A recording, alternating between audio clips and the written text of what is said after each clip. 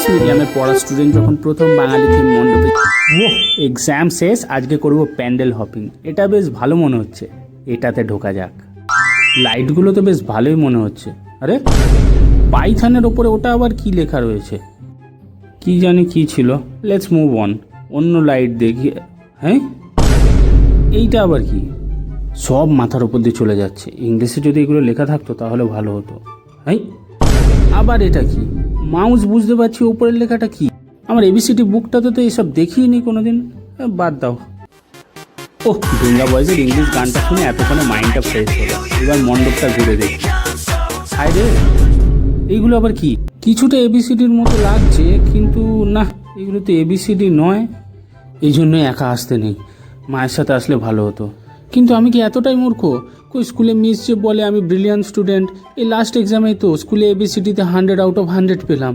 তাহলে এগুলো আমি কেন বুঝতে পারছি না? আমার মাথায় কেন কিছু ঢুকছে না রে?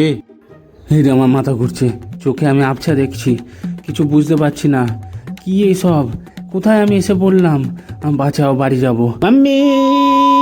ইংরেজি প্রধান এই যুগে বাড়ির বাবুদের ইংলিশ মিডিয়াম স্কুলে অবশ্যই পড়ান, কিন্তু খেয়াল রাখবেন সহজ পাঠের ধারণাটা যেন তাদের মধ্যে থেকে মুছে না যায়, কারণ এটি মোদের গৌরব, মোদের ভাষা। আর এই ধারণাটাই এই বছরের সুন্দর দুর্গাপূজা থিম প্যান্ডেলের মাধ্যমে তুলে ধরেছেন পশ্চিম মেদিনীপুর জেলার পুলিশ লাইন দুর্গাপূজা কমিটি। শুভ বিজয়া।